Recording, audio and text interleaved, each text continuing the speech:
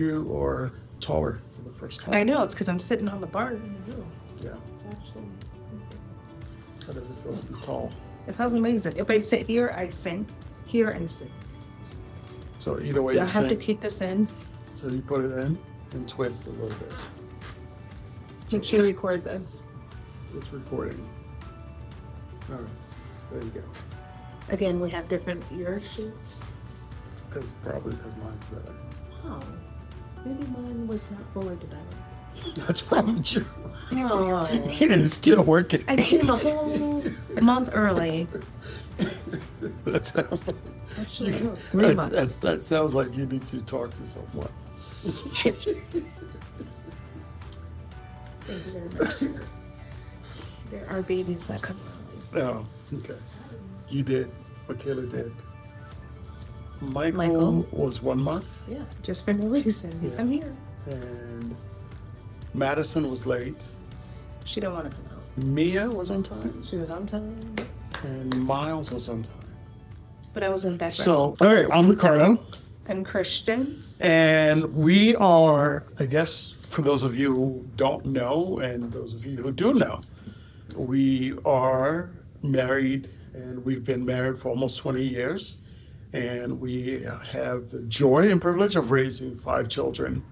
And it's been an amazing 20 years experience. And we decided that maybe our stories can help others. And our dynamics are different, and our goals and our desire is not to be an expert, because even in our own lives, we're not experts. We're figuring things out as we go. We are making it work as we can. We thought this would be a way or platform to share our stories, as well as inviting you along in that journey and see what develops out of that. You get to be introduced to us again, perhaps in different ways. We'll just go and have conversation and various conversation that deals with marriage, life, ministry, parenting, dating, and the context of marriage. What other dating? Because you can date before marriage, right? That's how you get to the marriage date. Some people. We're not at Bible college anymore. Bible college, if you sat on the swing before spring, you got a ring. You remember that? I don't remember that. I remember that. And all the girls that they I Did you remember. just sit on the swing? No, I avoided that swing. I was nowhere near the swing. I didn't see her at the swing, and we didn't get married by spring. All of that to say that dating is, there is a pre-relational dating. There is a relational dating that starts and leading into engagement and marriage. And a lot of time people stop there, and healthy marriages continue to find ways to continue that dating process or that dating each other journey. This is just an introduction as we are thinking through our conversation and discussion. And so we'll tell you a little bit of what to expect or what we hope to bring to the table, and invite you to bring on anything you're thinking about over the next however many episodes that we get to do this that's fresh on your mind. I am always thinking of ways to date my husband. And so that is going to be my favorite topic of this whole thing, because like he mentioned before, things that you do before you get to the wedding day, that's what's going to continue to help you get through that marriage. So to me, that's important. I'm looking forward to this journey. If you would have said, hey, 20 years ago, that we'd be right here and doing ministry, nobody knows. In this address, they don't. True. Yeah. I would have said no way. But I'm so blessed, and we are both so blessed, and looking forward to have this opportunity to share, to grow. Many of you have watched our family grow and grow, and now you get to watch our kiddos grow up. And I'm excited to share our story for those who don't know, who may just be starting off. Again, we're not experts. I do enjoy making up things on the go, especially in parenting. So that's a fun one for me always. And I'm looking forward to what we get to do and sharing it. Yeah, and so as we started, we've had this idea of trying to work through presenting this, and I'm a bit of a technical perfectionist. A lot of things have to be absolutely perfect for me to have a sense of comfort to say, okay, yes, now it's ready. But even then, it's not. There is so much more. And so as this is our introduction and maybe perhaps the first, it's not going to be, I'm going to go back and sit down and look at editing it, and it's not going to be right. The sound is not going to be right. The lighting is not going to be right. The camera angles are not going to be right. And we're going to look at this and be like, okay, this is not what we want. Because again, I have this vision in mind that I'd love to see, and I hope to get there. But the longer we delay this, the less likely that it is to happen. And so this is something that we look to launch fairly soon. So we want to make sure that it's ready and we can enjoy not only the journey and the process that comes along, but also what we put before you is good quality, and it's worth the investment of you joining in and watching and perhaps listening to some of those stories. Yeah, but it's also like a marriage. Just you perfect. you want it to look a certain way. You want your marriage to be like this. You want your husband to do things like this. We're not getting into that yet. What it comes out to be. So it's learning to work with what you got and then move forward together. So I am not this tech savvy. I am, hey, let's press record and we have a light, let's go. So my phone, I think there was like 900 videos, and I can't even tell you the pictures.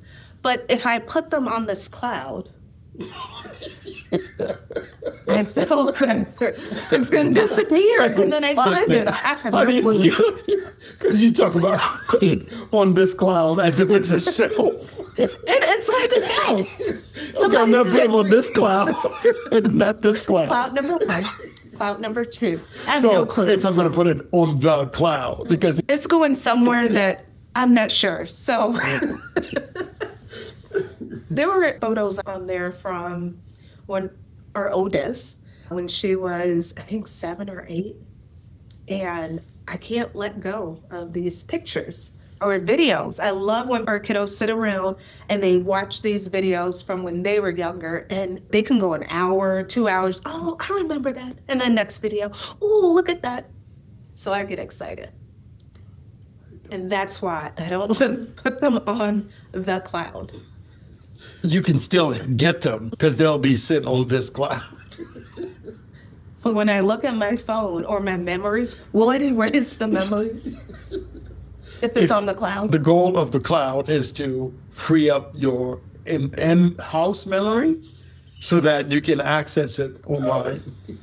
So it'll be there. Now, again, this is not a tech tutorial, but that's where our differences are as far as the technicalities of things. And again, I'm very technical. And that's been the delay of getting to this point. But with today is June 1st, as of the record of this, our desire was to and look to sometime this month to start putting it together. So hopefully we'll be able to get things.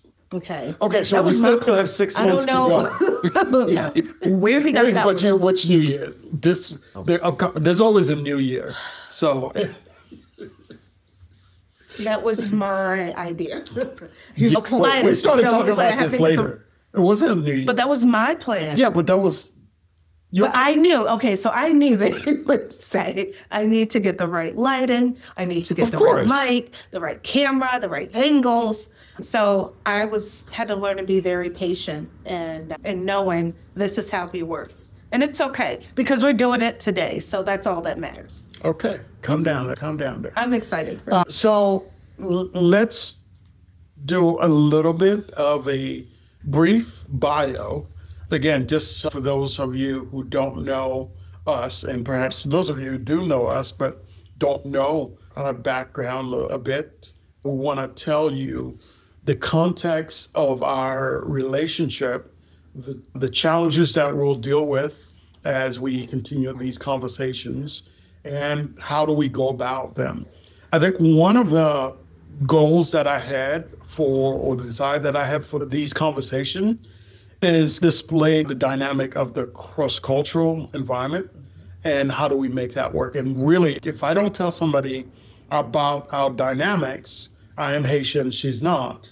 And it would be hard for someone to pick it out just like that. But there is cross-cultural challenges that comes, even though I haven't said this in a while, but one of the things I've said was, it's easier for me to be American than it is for her to be Haitian. And so as a result of that we have to learn and adapt to a culture that is probably more common than is obscure. And so if I was to expect her to be more Haitian, that would be extremely difficult and challenge. And so for me, it's easier for me to be American than it is for her to be Haitian. But there's some lessons that needs to be adjusted, that needs to be learned. So again, I was born in Haiti, raised there till I was about the age of 14, came to the US, and I've been living there since 1989, January 7th, I believe, 1989, when I came into the US. I flew in to JFK in January, kid growing up in Haiti, never having seen snow. And as the plane is coming down, the stewardess called us over, my brother and I. We're wearing shorts because we're coming from tropical Haiti, and we're landing, and then I'm seeing the sea of white stuff. And she's telling us, this is what snow looks like. And we get in, we land, and we got out of the airport and welcomed by the cool breeze. There was nothing cool about it. The wake-up call of being hit by the snow. Fortunately, my parents, my mom and dad, were ready because they had been living here, and they met us with coats. And so we grew up, my brother and I, in New Jersey, and that's really the gist of our background. And my wife is, you can give her, your turn. I'm timing it. Oh, man. So I grew up in Chicago, and youngest of a lot of siblings, and just very different than what his childhood was like and growing up. Again, having those older siblings, I was able to watch for what not to do. And if you're the youngest child, you know this so well. You know how to get away with certain things. Growing up, being the youngest, I did get to learn so much, and that has helped me to grow into who I am today. Growing up for me, one thing that interested me the most was dance. And from that moment, when I realized that's what it was, that's what I enjoy most, it changed how I look at different areas of life. So I learned to get through school that way, and just ministry, and it's helped in so many different areas. And later on in life, time for college, I was looking forward to attending Ohio State.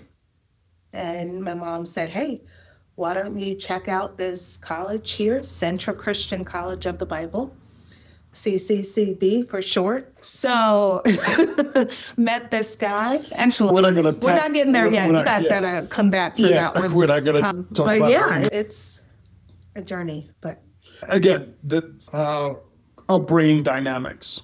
What was your favorite toy or toys growing up? Okay, so we had so many toys. One of the things I enjoyed most was a little creepy, but the Susie Scribble, the skip it, you put on your ankle and you jump around. Riding my bike, I know you said toy, but this was something like, we always did something outside. Not like the kids today, but it was always something outdoors, going to the park, riding your bike, playing just tag. Those are some of the things I enjoyed most. How about you? I'm glad you asked, because I didn't have toys. The opposite. Again, growing up in the context of where we grew up, we did not have the luxury of buying toys for our kids, or our parents did not have that. And so whatever toys we had was fabricated as needed. And so learning how to build a truck with a can, so cutting it open, shaping it and forming it, and getting the bottle caps as wheels. And so we would find the inside metal piece of the tire for a bicycle. We would use that and create a hook. We would run around with that. I guess if there was any toys that we would spend money on was collecting or buying marbles. The goal of you can buy 10 marbles and you would go play someone else. And if you beat them, you can get their marbles. And so that's how you would collect toys. Things like playing soccer is a very important pastime. And so we didn't have soccer balls. So we had to take balloons and surround it with paper or cloth so that we can make soccer ball. And so if you were playing out in the field, That's you crazy.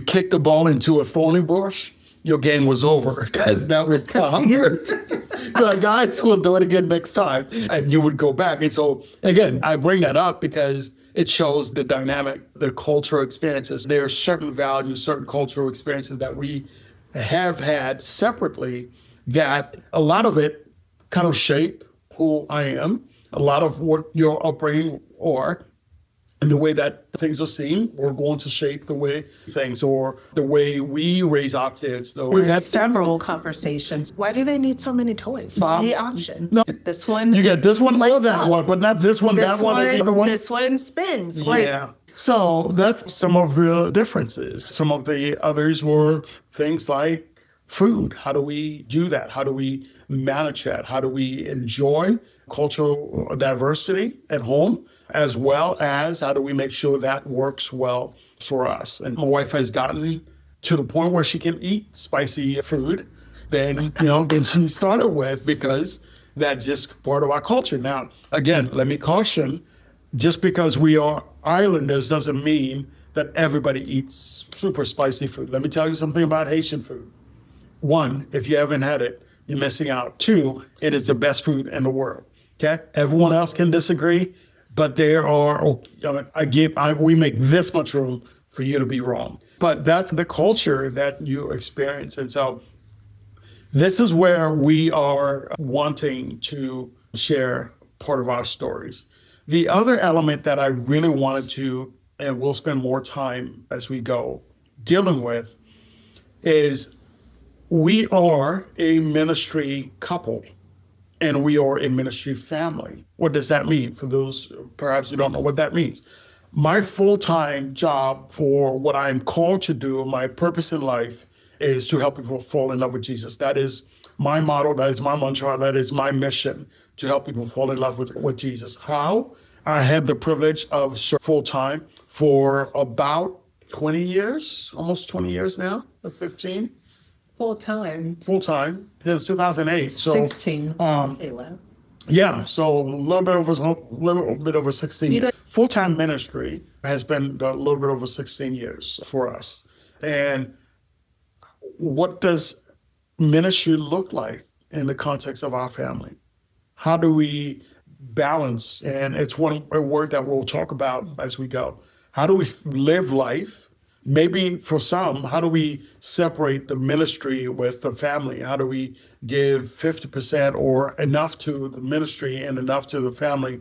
And so we'll get to talk about how we practice that and how ministry doesn't have to be something so separate that your life is, as soon as you get home, that it's something else. We've learned. I'm not exchanging hats. Yeah. I think at my job, as a pastor, board leader, chairperson, principal now, and all these variants. And so there are times where those hats are exchanging, but ultimately it's one big hat that I try to wear, that whether I'm home or at church or having lunch or whatever it is, I try to be as natural as I can. And those are some of the dynamics of our relationship.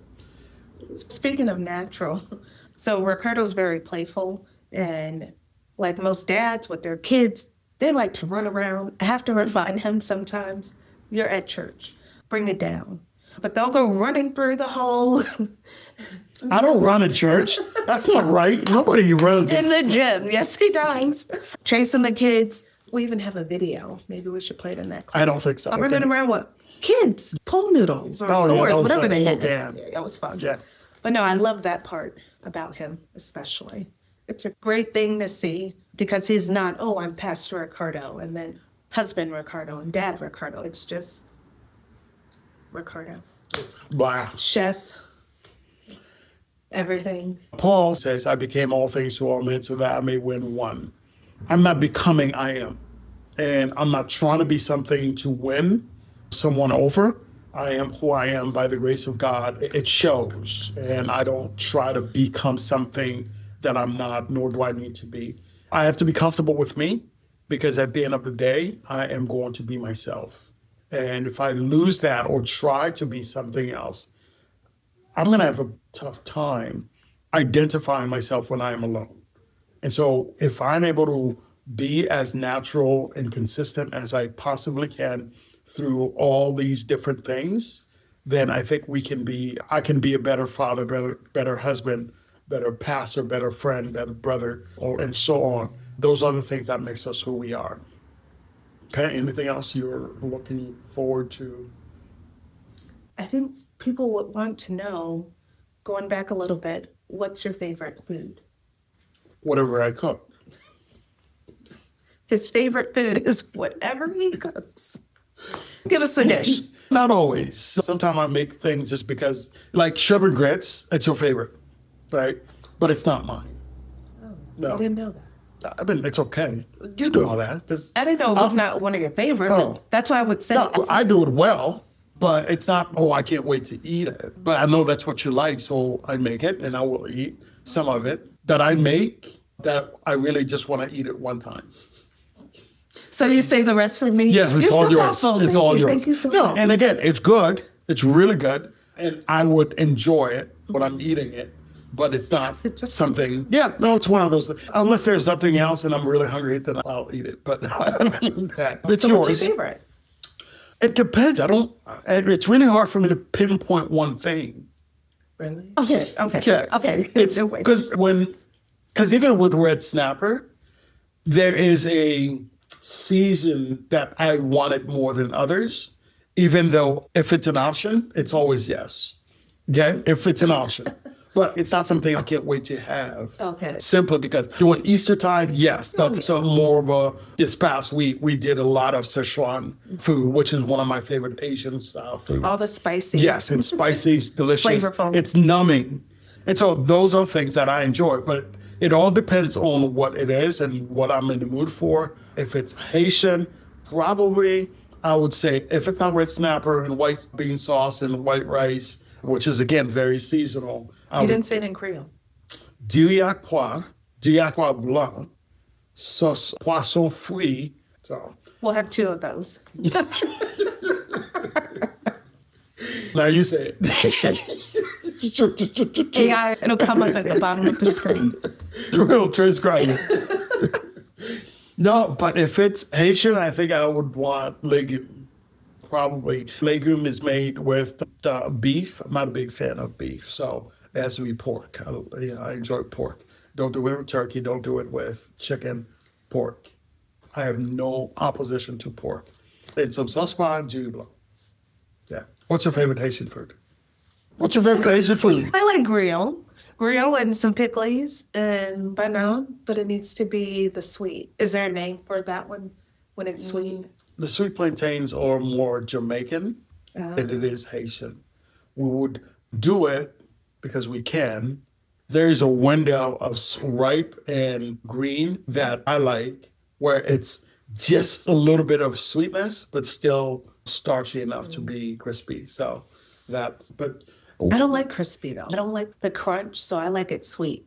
I think you prefer no, I more prefer crispy. the green plantain. Again, Yeah, opposites. yeah. But that's plantains are okay. better. That's okay. Yeah. Since he likes to cook, and he can just do both.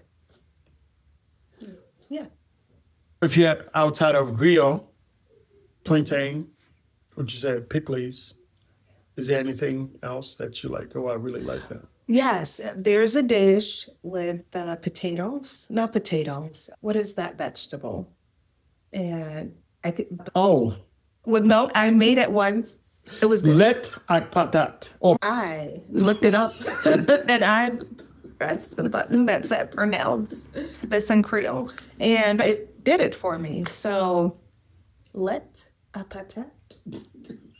So what would you say to people to make them want to listen more or come back to and want to watch or listen to the next episode?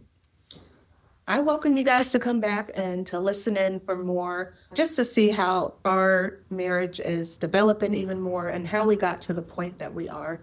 People are always looking for ways how to increase or develop or to work on their marriage. And again, we're not experts. I feel that as we have journeyed through from getting to know each other to dating to being married. Did we even talk about that? How we got married? Nope, not yet. Oh, that's for later. You guys must come back for that. You need to learn and hear how we met, how long we dated, how long we were engaged. So you definitely want to come back for that. I am encouraging you guys to come back and to hear this information, how our story. You have two stories on how you meet, and we'll tell you the truth, and she'll tell you her story. So we will tell the truth. So again, we anyway, talk so about we're the opposite and who is correct. I am, but Which is a part this is of not where we're marriage. gonna. We're not going to end on that note. No. But I will encourage you and invite you and welcome you back to hear the truth of our marriage. So we're calling this Me and My Pod. Me and My Pod. And so it's going to be focused primarily around us, again, our relationship, how we make things work. And every now and then we'll bring the kids into the discussion. We do have 5 kids, for those of you who don't know. And we'll bring them into the discussion and hopefully have some great dialogues with them along that journey. Our oldest being 16, our youngest being 7, and you'll get to meet them along that. So that's part of the Me and My Pod. The Me and My Pod really have a double meaning. One, it's just our podcast as we getting ready to launch that. But the word for pod is often referred to our community or our connection. And so you'll get to meet our pod, our family, as we're trying to navigate through this mode of conversation. If this is something that you are interested in, we'll try our absolute best to provide you with a link that you can subscribe or enroll into getting more. So as soon as we publish, we'll make sure that comes out to you. We'll make our way to publishing those into wherever you get your podcasts. And so hopefully that becomes something that is part of your regular routine. And if we can help in any way, we'd love to interact with you. Questions that you'd like to know or you'd like for us to answer, conversations that you'd like to have. And maybe even at some point we will invite others into our conversations and people that we are learning from or good relationship that we can grow. Not only sharing our story, but there are other stories that we want to make sure get to your devices or wherever you may be listening to this or watching that. We will wrap this up for our first episode, and we hope that we can make many more of these conversations, and I hope to get this going soon. Oh, it's already going. It's only being recorded, so it's not going anywhere. Oh, no. Until it's been edited. I'm going to press that button. Nope, it's only there Just go back in and fix it. Yeah, I gotta edit and make sure everything is good. It's good. Maybe. We'll see. All right, anything else you want to say? Join us for the next one. All right. Me and My Pod. All right, I'm Ricardo, and this is Christian, and let's go.